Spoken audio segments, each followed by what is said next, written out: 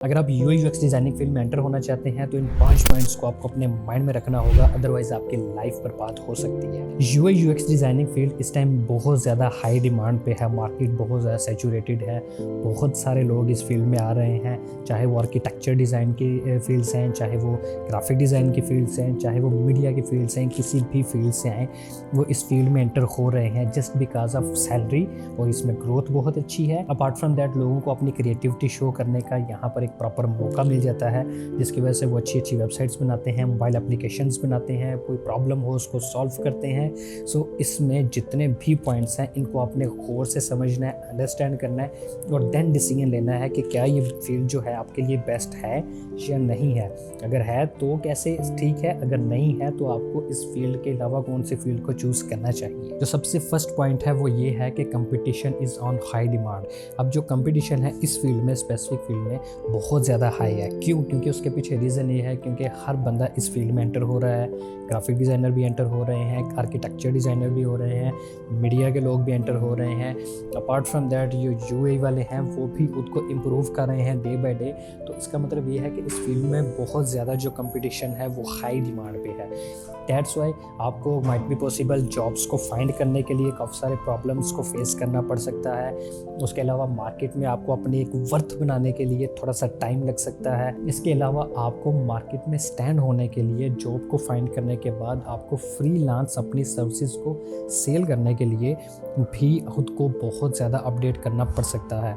तो अगर आप इस फील्ड में आना चाहते हैं तो आपने एक चीज़ अपने माइंड में रखनी है, 1 ईयर आपने खुद की सारी एक्सपेक्टेशन को ख़त्म करना है। नंबर फर्स्ट पॉइंट वो ये है कि competition is on high demand, क्योंकि ग्राफिक डिज़ाइनर भी इसी फील्ड में एंटर हो रहे हैं, आर्किटेक्चर डिज़ाइनर भी इसी फील्ड में एंटर हो रहे हैं, यूआई और यूएक्स वाले भी खुद को डे बाय डे इम्प्रूव करते जा रहे हैं। तो कंपटीशन दबा के होने वाला है। अगर आपने अपनी एक वर्थ बनानी है इस मार्केट में तो आपको बहुत सारा टाइम लग सकता है ताकि आप इस कंपटीशन में थोड़ा सा जो है वो उसके इक्वली आ सको।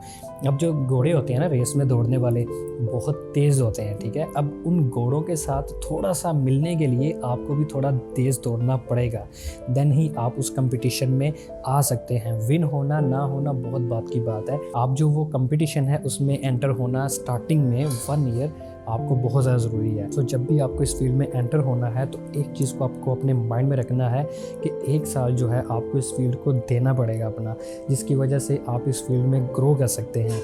अगर आप बोलें कि आपको 3 मंथ में कोर्स कर लिया आपने, फॉर एग्जांपल मेरा एक कोर्स है, यहाँ पर ऊपर आई बटन आ रहा होगा, यूट्यूब पे आप देख सकते हैं, फ्री ऑफ कॉस्ट कोर्स है।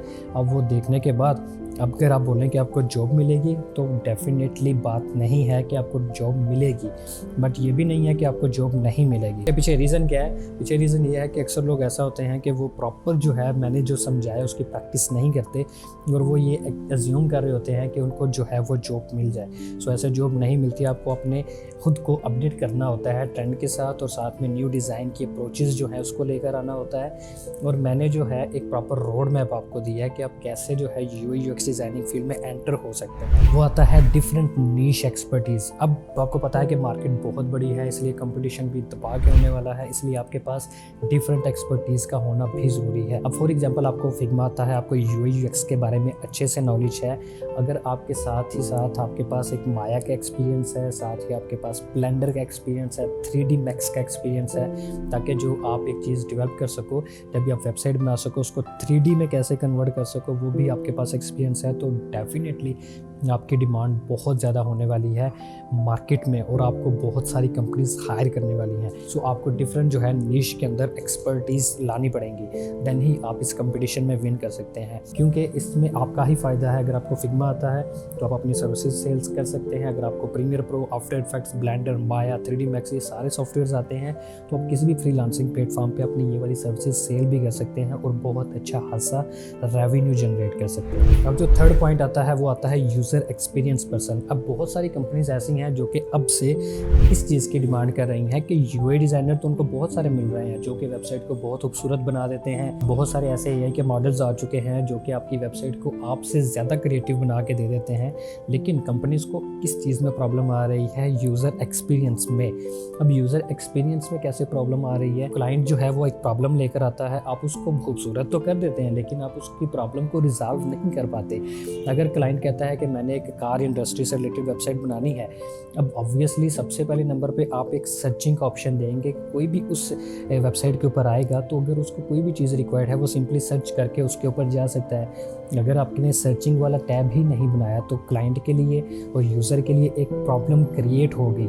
आप प्रॉब्लम को सॉल्व करने की बजाय आप प्रॉब्लम को क्रिएट करना शुरू कर देते हैं। जब आप बहुत ज़्यादा यूआई में एक्सपर्टीज़ रखते हैं तो कंपनीज़ को अब क्या चीज़ रिक्वायर्ड है, कंपनीज़ को एक यूज़र एक्सपीरियंस पर्सन भी रिक्वायर्ड है जो कि उनकी प्रॉब्लम को रिजॉल्व कर सके, लेकिन क्रिएटिव वे में। और नंबर 4 पॉइंट आता है ग्रोथ माइंडसेट। अब ग्रोथ माइंडसेट क्या है? जब भी आपने इस फील्ड में इंटर होना है तो एक चीज़ आपने अपने माइंड में रखनी है कि अगर आपका माइंड जो है वो ग्रोथ का नहीं है, आप एक टीम प्लेयर नहीं है, आप वक्त के साथ साथ ग्रो नहीं करते, आप एआई को यूज़ नहीं करते अपने डेली लाइफ में, इसके अलावा आप जो है न्यू चीज़ें जो हैं अपनी कंपनी को बताते नहीं हैं, आप अपने प्रोजेक्ट मैनेजर को बताते नहीं हैं जिसकी वजह से आपका टाइम सेव हो सके, आप प्रोजेक्ट को ऑन टाइम पे डिलीवर नहीं कर पा रहे हैं, और इसके अलावा आप एक लीडरशिप वाली स्किल्स नहीं अपने अंदर डेवलप कर रहे हैं ताकि आपके नीचे जब टीम हो 10 से 15 लोगों की, आप उसको कैसे हैंडल कर सकेंगे, तो डेफिनेटली कंपटीशन बहुत दबा के होने वाला है और आप उस कंपटीशन में एंड पे आ सकते हैं। सो डेफिनेटली जब भी आप इस फील्ड को चूज़ करें तो एक चीज़ को अपने माइंड में रखें कि आपने जो इस फील्ड में जब एंटर होना है तो ग्रोथ माइंडसेट लेकर एंटर होना है, ताकि आप जब इंटर हो आपको पता हो सबसे पहले आपने क्या करना है, इंटर्नशिप करनी है, फिर जॉब लेनी है, फिर आपने लीडरशिप स्किल्स लेनी है, फिर आपने प्रोजेक्ट मैनेजर बनना है, फिर आपने लीड बनना है प्रॉपर,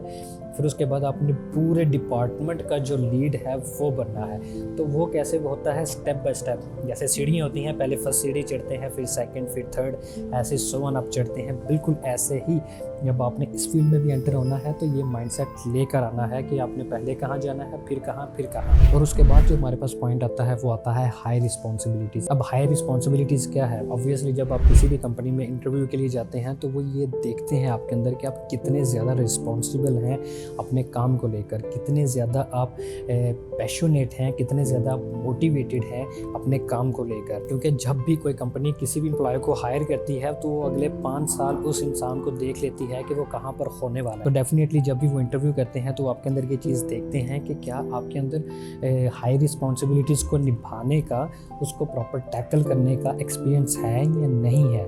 अगर नहीं है तो वो कोशिश करते हैं आपके अंदर डेवलप करें। तो डेफिनेटली डेवलप तब ही होता है जब आपके अंदर वो पैशन होगा। जितने भी रिक्रूटर होते हैं उनके माइंड में एक चीज़ ज़रूर होती है कि हम लोगों ने उसी पर्सन को रखना है जो कि हाई रिस्पॉन्सिबल हो, जो कि प्रॉपर कॉस्ट इफेक्टिव हो और बहुत ज़्यादा जो है टाइमली उनके प्रोजेक्ट को डिलीवर कर सके। अगर आपके पास कल को 10 प्रोजेक्ट आपको डिलीवर करने होते हैं तो अगर आप उस वर्क फ्लो को प्रॉपर टैकल नहीं कर पाते तो डेफिनेटली उनके क्लाइंट्स खराब होंगे, जिसकी वजह से वो आपको भी फायर करेंगे या टर्मिनेट करेंगे।